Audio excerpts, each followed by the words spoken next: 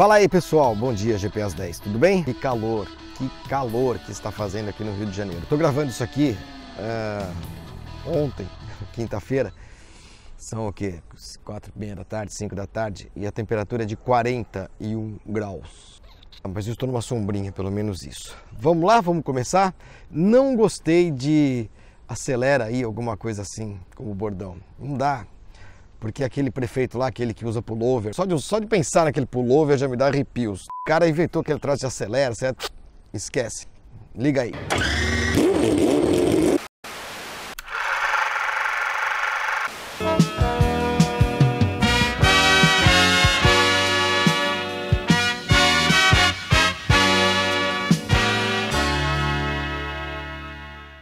Sempre sonhei em ser piloto e fazer assim para o meu mecânico atrás, mas acho que hoje nem os pilotos fazem isso.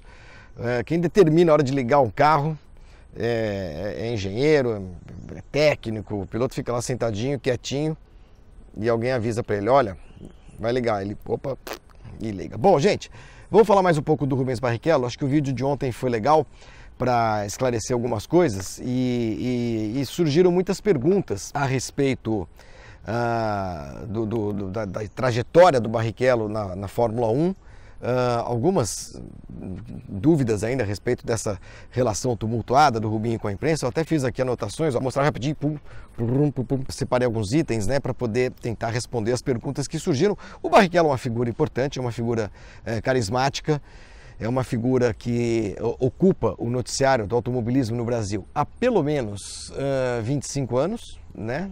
Daí para cima. Nós estamos em 2019, gente, há 30 anos, né? 3 décadas, e o Rubinho se mantendo como uma figura importante, né? No começo no kart, o título na Fórmula Opel em 1990, a chegada o título da Fórmula 3 inglesa, depois a chegada à Fórmula 1, a morte do Senna,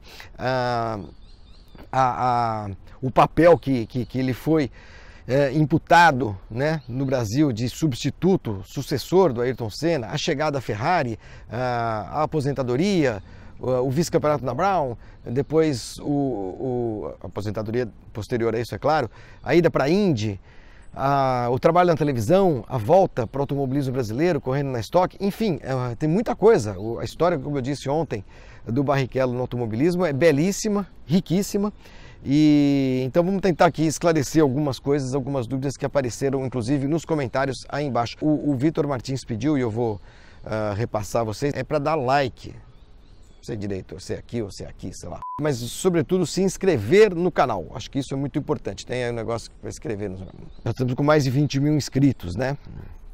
Mas considerem que, sei lá, o Felipe Neto tem 20 milhões, a Anitta tem 300 trilhões, a Pablo Vittar tem 800 quinquilhões. Nós só temos 20 mil. Inscrevam-se. Bom, deixa eu falar primeiro de uma história que muita gente perguntou, que essa história que o Rubinho não sabia frear com o pé esquerdo, né?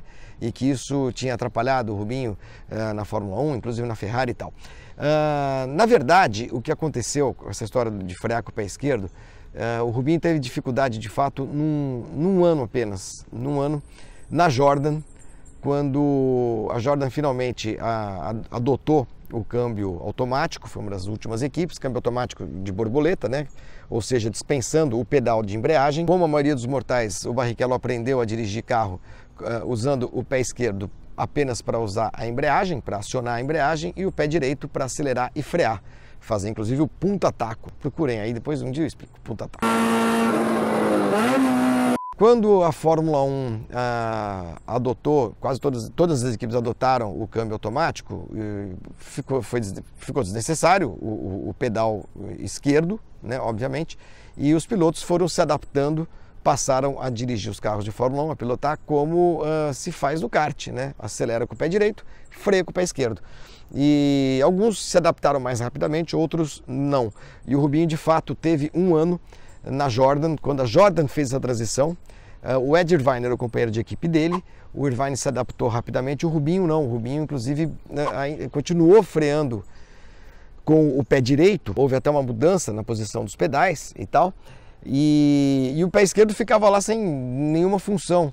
E como o cockpit de um carro de Fórmula 1 é muito apertado, Aconteceu sim de o Barrichello às vezes pousar o pé esquerdo levemente sobre o pedal de freio.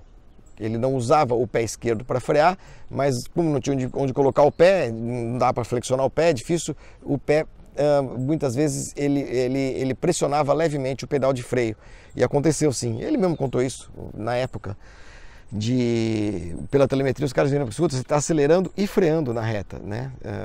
Há uma pequena carga no freio. E aí o Rubinho teve de se adaptar a isso e acabou se adaptando e hoje acelera com o pé direito, freia com o pé esquerdo, enfim, se não fosse assim não continuaria correndo em Fórmula 1 porque simplesmente passou a ser uma necessidade isso. Esse é um caso, então isso não aconteceu na Ferrari não, quando o Rubinho chegou à Ferrari em 2000, a configuração do carro já era posso até, assim, estar enganado se ele vier me desmentir, mas até onde se sabe, em 2000, quando ele chegou à Ferrari, os pedais já eram nessa configuração, direito para acelerar, esquerdo para frear, tá bom? Quando o Barrichello foi para a Ferrari, inclusive, eu peguei um avião por minha conta e fui para Maranello, porque ele iria fazer o seu primeiro teste na equipe. Ainda estava, o ano não tinha acabado, foi no final de 99, né, dezembro de 99, então ele não podia sequer usar as marcas da Ferrari, as marcas de patrocinadores, porque ele ainda tinha um contrato com a Stewart, equipe que defendeu em 97, 98 e 99. Eu lembro bem desse teste porque eu já não estava vinculado a nenhum grande jornal, eu não trabalhava por conta própria, a agência Warm Up, que fazia a cobertura de Fórmula 1 para vários jornais, o site Grande Prêmio, que iria começar, né, em 2000, ainda era o site Warm Up, e Rádio Jovem Pan, mas a Pan não queria mandar, tal, não sei o que, eu fui lá, comprei a passagem, arrumei um hotel e fui, porque eu achava, como eu achava em 94, quando o Senna foi fazer o primeiro teste na Williams no Estoril, eu achava que os passos do Rubinho na Ferrari tinham de ser registrados desde o começo. Era muito importante, era o momento em que um piloto brasileiro voltava a defender uma equipe de ponta depois de 6 anos, né? Depois da morte do Senna, porque o Rubinho ficou em 94, claro, 95, 96 na Jordan. No 97 ele quase ficou sem lugar para correr, até que surgiu a Stewart, né, que o contratou. Pô, o Stewart era muito fã do Rubinho e tudo mais, deu muito certo, o Rubinho renasceu naqueles 3 anos. A Stewart simplesmente é o que é hoje a Red Bull, porque a Stewart foi vendida para a Ford, que adotou o nome Jaguar, a Ford era dona da marca Jaguar. A Red Bull comprou a Jaguar e é essa equipe que é hoje. E foram anos muito bons do Rubinho. Eu lembro de um segundo lugar em Mônaco espetacular, uma equipe estreante, puxa vida, aquilo realmente fez o Rubinho renascer. E eu fui para Maranello fazer aqueles testes por minha conta e risco, gastando do meu bolso. E eu lembro direitinho que eu tinha acabado de comprar uma máquina fotográfica digital. Os celulares não tiravam foto. Eu comprei uma máquina fotográfica digital no Japão, eu tinha comprado no ano anterior, em Tóquio, em Nagoya, sei lá, e fiz muitas fotos. Só não sei onde elas estão, infelizmente, porque estão em algum lugar, assim, mas enfim, a gente não tinha muito lugar para armazenar essas fotos, talvez esteja em algum computador em casa, eu não sei qual. E foi muito legal, porque foi a minha primeira cobertura, digamos, digital, né, de um evento por minha conta, e eu consegui mandar as fotos para os jornais, conexão discada a maior parte do tempo, o Wi-Fi nem pensar, nem existia. E alguns jornais para quem eu trabalhava tiveram fotos, alguns jornais tiveram fotos inéditas, né? Receberam fotos inéditas, exclusivas do primeiro teste do Rubinho com neve na beira da pista lá em Maranello, foi muito bacana. E ali começou essa trajetória do Rubinho na Ferrari, que culminou com a sua primeira vitória em 2000 no Grande Prêmio da Alemanha, que para mim se não há mais espetacular vitória que eu vi no autódromo em todos os tempos, na minha vida de autódromo, é sem dúvida uma das vitórias mais bonitas da história da Fórmula 1. Largou em 18º, houve aquele problema lá para a corrida, né, do cara que invadiu a pista, safety car, a chuva no final, o Rubinho se mantendo na pista com pneus para seco, apesar de a pista estar molhada na maior parte dela, né, lá para dentro da Floresta Negra e tal. Foi uma atuação de gala exemplar do Rubinho, que fez com que eu e Fábio Seixas ficássemos trabalhando até as 3, 3h30 da manhã na sala de imprensa de Hockenheim. Porque afinal de contas, fazia 7 anos, né, quase 7 anos da última vitória brasileira na Fórmula 1, que tinha sido do Senna em 93 na Austrália. E o Rubinho consegue aquela vitória finalmente, né, depois de bastante tempo na Fórmula 1, 93, 94, 95, 96, 97, 98, 99, 7 anos e um pouquinho, e ele finalmente voltou a ganhar uma corrida, algo a que ele estava acostumado em outras categorias, mas na Fórmula 1 o buraco é mais embaixo. Então foi muito legal aquela vitória, gosto de lembrar dessa primeira vitória dele em Hockenheim, como é também interessante a história da primeira vitória da Stewart, um ano antes, no Grande Prêmio da Europa em Nürburgring. Grande Prêmio da Europa ou Grande Prêmio de Luxemburgo? Em Nürburgring, eu não lembro que denominação foi utilizada naquele ano. A primeira vitória e única da Stewart, que foi do Johnny Herbert. Isso, uma corrida muito tumultuada, com muitos abandonos, com chuva, com muitos acidentes. E o Luca Badoer estava em quarto, quebrou, coitadinho de Minardi, piloto que mais correu na Fórmula 1 sem marcar pontos até hoje na história. E foi uma tristeza para o Luca Badoer e foi uma alegria para o Johnny Herbert, mas eu também lembro como o Rubinho recebeu mal aquele resultado. Isso é uma coisa que não é legal do Barrichello, não era. Hoje, acho que ele já mudou, a gente vai ficando mais velho, a gente vai ficando melhor. Foi o fato de ele não festejar devidamente a vitória da sua equipe, do seu companheiro de equipe. Eu lembro que eu e o Seixas chegamos para entrevistá-lo no túnel que ligava a sala de imprensa para o box, para a área de paddock, né? Porque a gente fez entrevistas para a rádio separadamente, sabe, com um certo ressentimento, né? Ele falou assim, pô, puta rabo que esse cara deu e tal, essa vitória era para ser minha. Aí não era, né? Não, quer dizer, se tivesse ter sido, seria. Não foi. Foi do Herbert. Eu não gostei muito dessa atitude de ele não se alegrar com a vitória da sua equipe, né? Rubinho, que em 2009, pulamos aí 10 anos, estou riscando aqui os itens, por isso que 10 anos depois, ele teria a chance de ser campeão, uma chance extemporânea, já em fim de carreira, na Brown. O Rubinho estava praticamente desempregado, a Honda tinha fechado, e na última hora o Ross Brown foi lá, comprou a equipe por um valor simbólico, o carro já estava sendo desenvolvido, o Ross Brown arrumou os motores da Mercedes, fez aquele difusor duplo, que fez o carro dar um salto em relação aos demais, foi um estouro, e o Rubinho caiu naquela equipe, né? Ele e o Button. E esse é um ano que eu acho que, para aqueles que discutem a capacidade, a qualidade do Rubinho, acho que é um ano importante para se falar da sua trajetória na Fórmula 1, porque nos anos de Ferrari o Rubinho realmente não teve chance de ser campeão, porque o Schumacher era muito melhor do que ele. Mas Button e Barrichello são pilotos que se equivalem. Em 2009 o Rubinho perdeu para mim a maior chance de ser campeão, porque ele foi massacrado na primeira fase da temporada, massacrado pelo Button. E eu lembro que na época eu já não estava viajando para as corridas, mas é claro, acompanhando tudo muito de perto. O Rubinho atribuiu aos freios que ele utilizava o fato de estar perdendo para o Button, que ele não estava se adaptando aos freios, e quando essa adaptação, ou quando os freios foram modificados finalmente, ele passou a ganhar corridas, de fato ganhou algumas corridas, mas aí já não havia tempo mais útil, né, para poder alcançar o Button naquela temporada. Mas para mim aquela foi a temporada que o Rubinho teve realmente a chance de ser campeão do mundo e acabou não sendo. Acontece, havia 2 pilotos dentro daquela equipe, o Button foi mais capaz, foi mais competente e acabou se transformando em campeão mundial.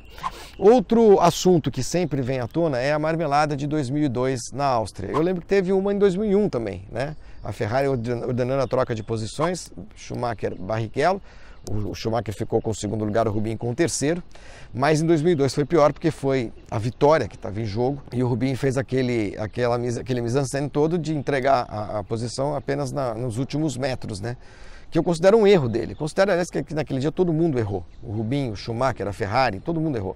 O Rubinho não devia ter deixado, a Ferrari não devia ter mandado e o Schumacher não devia ter passado. Acho que todo mundo fez cagada naquele dia. Eu não culpo exclusivamente o Rubinho pelos arranhões na imagem de todos esses personagens e todas essas figuras, né? E da instituição Ferrari e do Jean Todt e tudo mais. Esse assunto da marmelada de 2002 a gente deixa para outro dia para falar mais detidamente. É uma coisa engraçada, assim, essa história a gente já está com 15 minutos. Eu não contei nenhuma novidade. De a gente ser jornalista brasileiro e muita gente confunde as coisas. A imprensa internacional também faz isso. Confunde esporte com patriotismo, com nacionalismo e tudo mais. Eu lembro quando o Rubinho, em 96, estava prestes a deixar a Fórmula 1, porque a Jordan já tinha comunicado a ele que ele não ia ficar para 97. Eu lembro que um jornalista belga, o Luc, ele chegou para mim e falou, quando essa informação eclodiu, ele falou assim para mim: "Sorry for Rubens, E eu escrevi até uma coluna sobre isso. Sorry for Rubens era o título na época. Se vocês procurarem Colunas Warm-Up no Google, tem um site que uma minha amiga Gisele Oliveira fez. Ela juntou todas as minhas colunas nesses anos todos e estão lá no WordPress da vida. E eu escrevi sobre a coluna sobre isso. Escuta, sorry por quê? Não sou empresário dele, não sou ele, não sou pai dele, não sou irmão dele, não sou amigo dele, não sou nada dele. Ô helicópteros, grandão, hein? Sorry por quê? O jornalista, e aí a gente chega um pouco de novo ao jornalismo, o jornalista não precisa assumir o papel de defensor da pátria quando está cobrindo o esporte. Aliás, quando não está cobrindo nada. Nós não temos de tomar partido.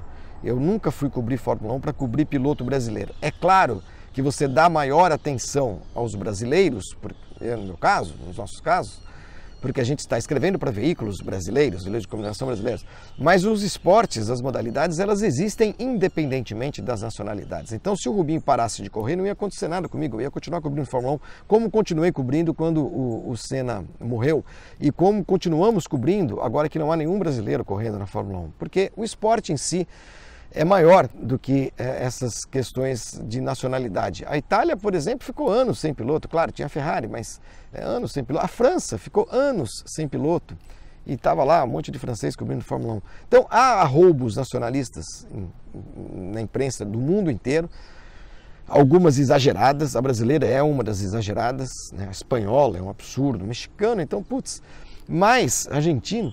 Mas é preciso uma vacina contra isso. A gente precisa, nós jornalistas precisamos nos vacinar contra isso, porque senão a gente distorce a realidade e a gente enviesa a cobertura, se vocês me entendem. Então, sorry for Rubens, nada, não tinha essa, não tinha absolutamente nada. E para fechar, a história ainda do Rubinho ter ter tido vários pés atrás diante de alguns jornalistas que cobriam a Fórmula 1 na época, e eu sempre insisto, particularmente eu e o Fábio Seixas, o Fábio pela Folha, eu pelos meus jornais, depois nós dois juntos pela Bandeirantes, se dava basicamente porque quando o Rubinho foi para a Ferrari, o tom da imprensa brasileira, o tom da TV Globo, o tom ufanista da TV Globo, era: Brasil vai voltar a ser campeão na Fórmula 1. E o tom daqueles poucos que tinham um pé na realidade e não tinham compromisso nenhum com esse nacionalismo bobo, com esse ufanismo bobo, diziam: não, o Rubinho não vai ser campeão mundial de Fórmula 1 porque está na Ferrari. O máximo que vai acontecer é que um piloto brasileiro vai ganhar algumas corridas, vai voltar a ganhar corridas, como de fato aconteceu. E essa coisa parecia que você estava atentando contra o país, entendeu? Você não é patriota, você não sei o quê, não. Não, isso é bobagem, isso é bobagem. A gente não tem de mentir, a gente tem de falar a verdade, a gente tem de opinar com honestidade e não para agradar, sei lá, sentimentos nacionalistas das pessoas. É simples, é muito simples. Torcer vai para arquibancada, né? A nossa função é outra. Eu falei isso outro dia num outro vídeo.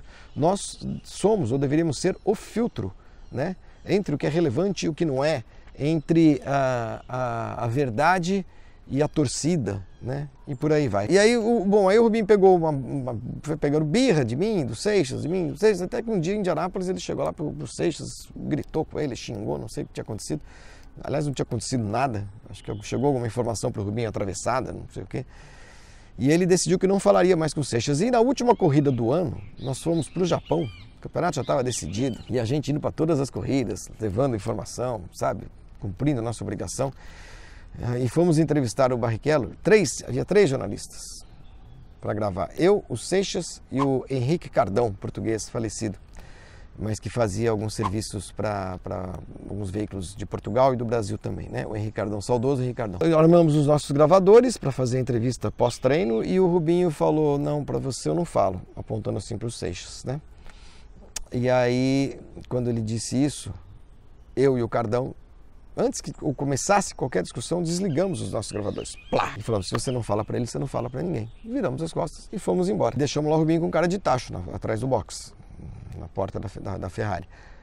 Não passou meia hora, foi lá o Luca Colaiani, hoje assessor de imprensa da Fórmula 1, era assessor de imprensa da Ferrari, e foi lá nos chamar de volta e falou: não, ele vai falar assim para todo mundo. A Ferrari foi lá, deu uma dura no Rubinho, porque ele não podia discriminar ninguém, não podia escolher para quem ia dar entrevista. Que história era essa, né? Foram pequenos atritos que foram acontecendo, que foram se acumulando ao longo dos anos, mas tudo para mim, na minha visão, por conta de uma visão equivocada, distorcida, que o Barrichello e tantos outros esportistas, atletas têm do trabalho jornalístico, né? É só isso, é isso que causa, às vezes, algumas supostas inimizades. Mas você não pode nem falar em inimizade onde nunca houve amizade, relação de amigo, né? Se eu nunca fui amigo do Rubinho, eu também não serei nunca inimigo dele. Ele é apenas alguém sobre quem eu escrevo, ou sobre quem eu falei e escrevi durante muitos anos e a quem entrevistei. Estabelece-se uma relação pessoal por conta da frequência? Sim, claro. Foi o cara que eu mais entrevistei na vida, né? Porque a gente ouvia o Rubinho para a rádio, principalmente, todas quinta, sexta, sábado e domingo. E fiz isso durante, de 93, quando ele estreou, a 2005, 10, 12 anos. Acaba se estabelecendo uma relação, claro. Oi, e aí, tudo bem? Como é que tá a família? Como é? Nasceu, não nasceu? Mas, no meu caso, pelo menos, nunca se estabeleceu uma relação de amizade. Então, por isso, talvez, essa visão equivocada que o Barrichello e tantos outros, né, não é privilégio dele, e repito, isso acontecia muito lá atrás, eu não sei como é que é hoje, mas essa visão equivocada do trabalho jornalístico. Aí o Rubinho foi para a TV, para fechar, foi trabalhar na televisão, que eu acho que foi um outro erro que ele cometeu. Sei de algumas histórias, alguns episódios que não são muito edificantes, né? Nesse período em que ele foi repórter / comentarista da TV Globo. Felizmente, o Rubinho voltou a correr, que é o que ele sabe fazer e faz muito bem. Ganhou corrida na Stock, ganhou corrida do milhão, renasceu, eu acho, no automobilismo brasileiro. Como eu disse ontem, ajudou a Stock a subir de nível barbaramente. E é isso, cada um no seu quadrado, como se diz, né? É isso. Deixa eu ver se faltou algum assunto. Uma coisa que ele ficou bravo uma vez comigo, que eu tirei uma foto. Que culpa que eu tenho. Tinha acabado de comprar a tal da máquina fotográfica digital. Eu estava na porta do Hotel Transamérica, pegando meu credenciamento, ou aguardando algum evento, sei lá o quê. E o Rubinho foi buscar o Schumacher e a Corina para jantar na casa dele, o Rubinho, ele morava no Morumbi. Ele passa, estaciona o carro, o Schumacher e a Corina entram atrás e o Rubinho vai de motorista. E eu tirei a foto, gente, sem maldade nenhuma. E você tem uma foto dessa, você publica, entendeu? Não tem jeito, ficou bravo também. Dirigir de motorista tantas vezes para tanta gente. Enfim, bobagens que, como eu disse, vão se acumulando e que não deveriam causar nenhum mal-estar ou tantos mal-estares como causaram, mas esses atritos são naturais entre celebridades e jornalistas. Afinal de contas, nós estamos aqui para contar, né, para o público, como é que dizem no circo? Respeitável, para o respeitável público, o que acontece. E essas pessoas são objeto de notícia. E aí a gente relata o que vê e pronto, e assim que é. Tá bom? Chega de falar do Rubinho. Eu tinha anotado algum tema estou riscando aqui na minha agenda, para o GP às 10 da manhã, mas eu já esqueci. Eu tinha pensado no tema, mas esqueci de anotar. Eu tenho esse problema, tenho que anotar as coisas na agenda, sempre. E quando eu anoto, eu esqueço. Então, eu vou tentar lembrar, tá bom? Juro, gente, é o último grandão desse jeito. Eu até vou mandar umas fotos para o Thiago inserir ao longo do vídeo, para não ficar essa minha cara feia, meia hora na frente de vocês. Valeu!